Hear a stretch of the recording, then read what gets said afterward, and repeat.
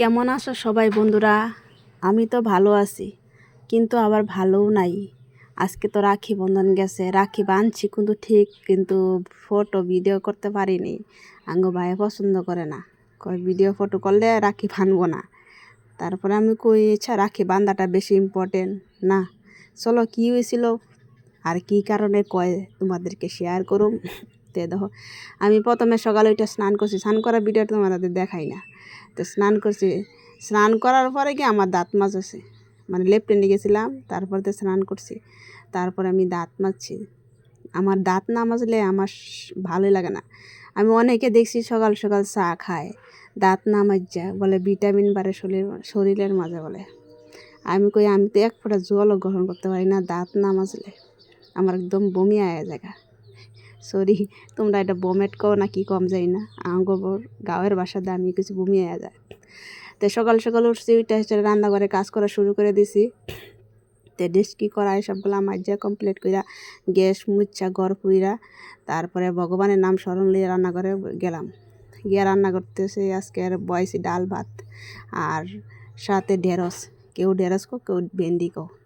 তো আমি ভেন্ডি কই, তোমরা কেউ ঢেঁড়স কই, যে যেরকমভাবে চিনো সেরকমভাবে নাম বলছি আমি। তো আজকে ঢেঁড়স রান্না করতেছি আর ডাল। আর আজকে মোডিং করতে যাইতে পারিনি, অল্প রাস্তার অল্প ওখানে দাঁড়াইছি।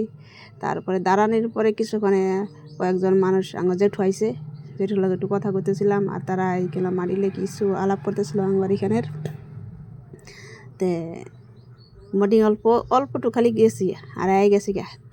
তারপরে আমি কই না রান্না বয় থিয়ে আইছি, আয়া দেখি জানো গ্যাস বন্ধ হয়ে গেছে গা। কীরকম বাবা উতরাইয়া গিয়ে আমার মার কইরা গ্যাস বন্ধ হয়ে গেছে। এরকম কার কার সাথে ঘটনা ঘটে জানাই হতো। আমি কই জানো বন্ধুরা, একমাত্র আমার যে আমার ভগবানই, মানে আঙ্গর ভগবানই আমার বাসায় রাখে।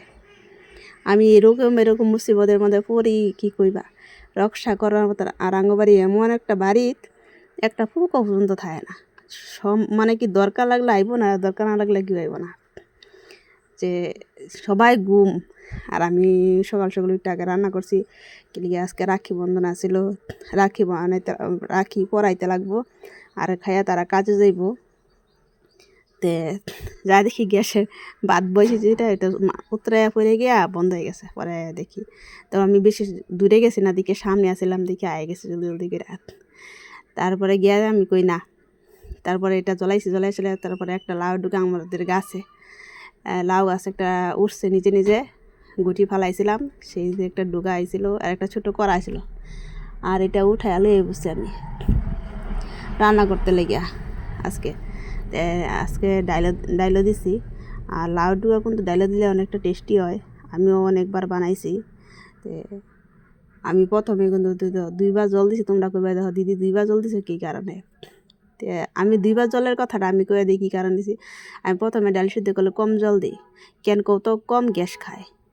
আর তার উপরে অল্প করে জল গরম করে দিয়ে দিলে তারপরে পরিমাণ নামটা ঠিক হয়, আপনার ডালটা খারাপ লাগে না, ভালো লাগে। তারপরে এখানে কী কী ডালের কী কী মশলা লাগে সব দিয়ে দিছি, আর ডাটাগুলাও দিয়ে দিচ্ছি দিতে। আর আমি বাবা লেগে এখানে চা বানাইতেছি। আমার প্রতিদিন ডিউটি দুধ চা, কখন লাল চা কখন দুধ চা বানাই। তো আমি বাবার চা দেওয়া আওয়ার পরে ডালটা সমাজ করলাম, আর ঢেঁড়সগুলো কাটতে দিছি।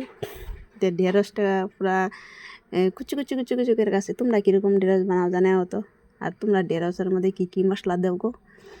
আমি তো সিম্পলভাবে রান্ধি, এই কারণে মনে হয় আমার রান্না পছন্দ কম করে আমার বাড়ির মানুষে। হ্যাঁ বন্ধুরা, তোমরা আমার কথা শুনে খুব হাসবা, হ্যাঁ কিন্তু তোমরা ঢেঁড়সে কী কী দিয়ে রান্না করো এটা জানাই হতো। আমি তো ঢেঁড়সে একদম শর্টকাট রাঁধি, আর মশলা বহুত কম দিই।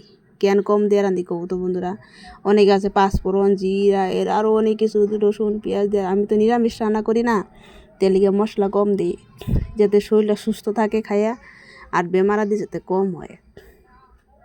দেহটা যদি সুস্থ না থাকে তে কাজ করবা কেমনে কো, আর দেহ যদি অসুস্থ থাকে তুমি কাজ করতে পারবে না।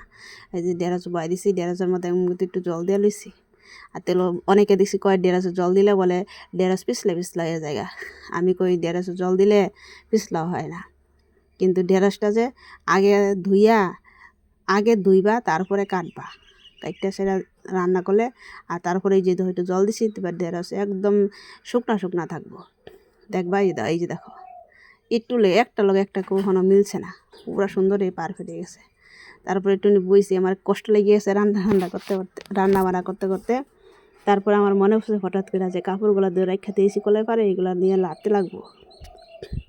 তো কাপড়গুলো নিয়ে লাড়তে গেছি গা। তো এই দেখো আমাদের এখানে কাপড় লাড়া, তোমরা তো প্রত্যেক দিন এই জায়গাটা চিনো, সবারই চিনা কি এই জায়গাটা। তো আমাদের রাস্তার কিনারে। আর আজকে হঠাৎ করে বাসটা এই সময়ের মধ্যে আইসি, স্কুলে বাস। আর দেখো সবজি এলায় গেছে গা। তো এই সবজি এলায় এখান থেকে কথাবার্তা কইলাম যে কী সবজি আনছে দেখছি।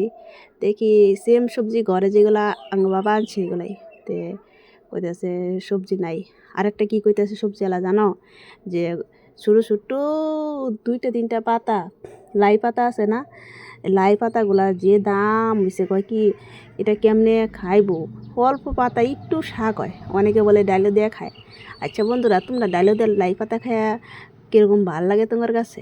আমার কাছে তো লাই পাতা ভালো লাগে না, আর আমি পছন্দ কমই করি, বুঝছো।